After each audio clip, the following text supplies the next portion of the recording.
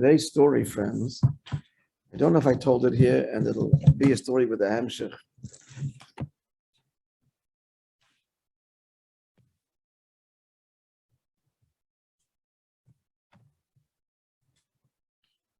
The one who tells the story is Rabbi Moishe Weiss, Olav Shalom, the father of our Rabbi Binyamin Weiss here in Montreal.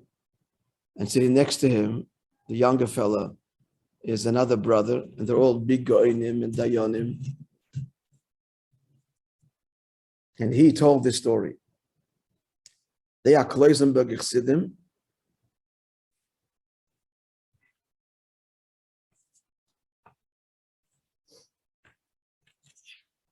Kloisenberg Rebbe. Kisil Yehud, I think his name. Halberstam. Kisil, certainly. So the story goes like this, and I'm going to translate it as Rabbi Moishe Weiss, a pastor a couple of years ago, relates the story.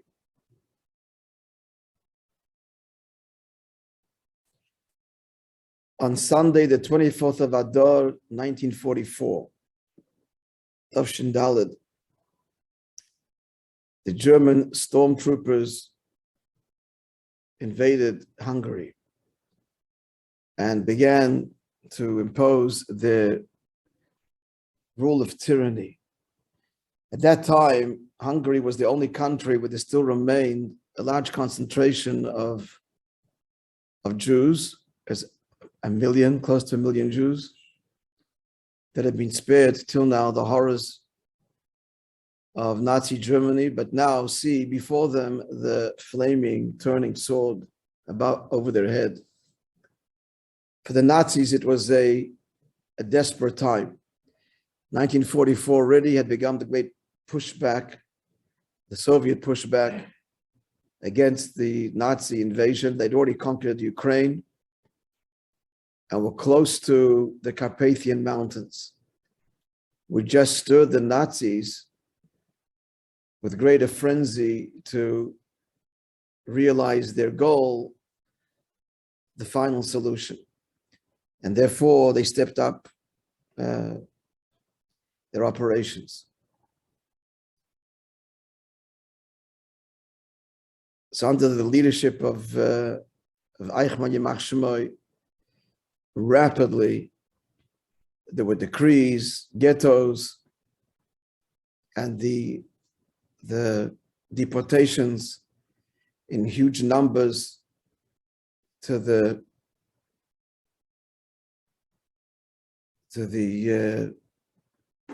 ovens of Auschwitz. At that time, the gas chambers and the ovens murdered 10,000 Jews each day, working around the clock in the open pits. The crematoria couldn't handle the great numbers, they open pits burning. And so I, says a Moishe Weiss, was taken in a closed wagon, crossing the Polish border and arrived in Auschwitz. At that time, also arrived to Auschwitz someone who would one day become my Machutten, and that is the Kloisenberger Rebbe. The divine providence arranged things that in this death camp and all that we endured, we merited to see it close, this wondrous persona, the Rebbe, the Kloisenberger Rebbe. Auschwitz was the most awesome of all of the old extermination camps. Close to 2 million people were exterminated there. He says the dry pen cannot describe even somewhat this dreadful vision, this reality, Auschwitz. In the shadow of the billowing smoke from the furnaces, lives were pulverized. The human being reduced to ashes by humans They were worse than animals, yet walked on 2 feet. More than language here, Malachi Chabola, angels of destruction, whose desire for destruction had no end.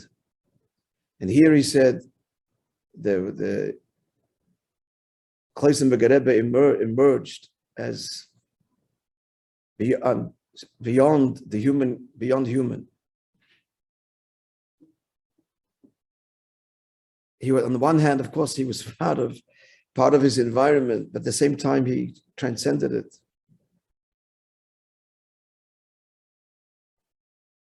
And the brokenness of the spirit, that was the first thing they sought to crush. They were unable to do for him. The Rebbe conducted himself. First of all, he didn't eat that which they produced. If there was if there was a fear of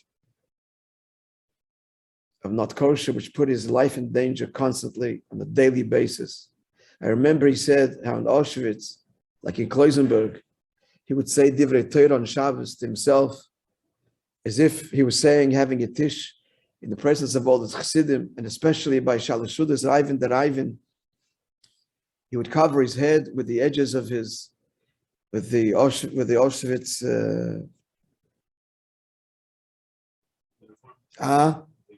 the garment there. He's called the Ketvenes Apasim, of Yosef, in quotations. He would cover himself and he would say Torah. After days of deprivation and degradation in Auschwitz, I was called to join with a group of forced laborers, Jews, that were sent to Warsaw to clean the rubble of the ghetto that had been destroyed. We were loaded like animals on the trail, the trains, they call the cattle trains, is word for it. Cattle cars, exhausted, hungry, thirsty. And here, the Rebbe was there, Klausenberg Rebbe. The 3 days that we traveled from Auschwitz to Warsaw, it rained and drops dripped through the top of the wagon, the car, inside. One of the people traveling was able to gather the drops somehow on these, he says, these tin little cups that somehow miraculously were there on the floor of the cattle car. And she was able to gather this precious water, and he gave to the Klausenberg Rebbe some water, who took it graciously, but to his great shock, the Rebbe used it not to drink, but to wash neglavas. Similar story with the Rebbe's father. After we had done being in Warsaw, we were taken to Dachau. Then there was another selection, together with the Klausenberg Rebbe, with another group, and we were sent to the Machne Shvuim. It's a captivity place, a forced labor in a place called Mildorf, on the land of blood in Germany. We were there for 9 months of slave labor, fear of death and terrible punishments. Till as we're going to see when we continue tomorrow, they were liberated by the American army. I just looked up Middelhof, subcap, a terrible description of the forced labor that was taking place here on German soil. Most of the prisoners were Hungarian Jews, as we're reading in this story here. But there are also Jews from Greece, France, Italy, and political prisoners from Russia, Poland, Germany, and Serbia. Conditions at the Muthof complex were dismal. Selections, etc. Okay, we'll continue the story. And to Moishe.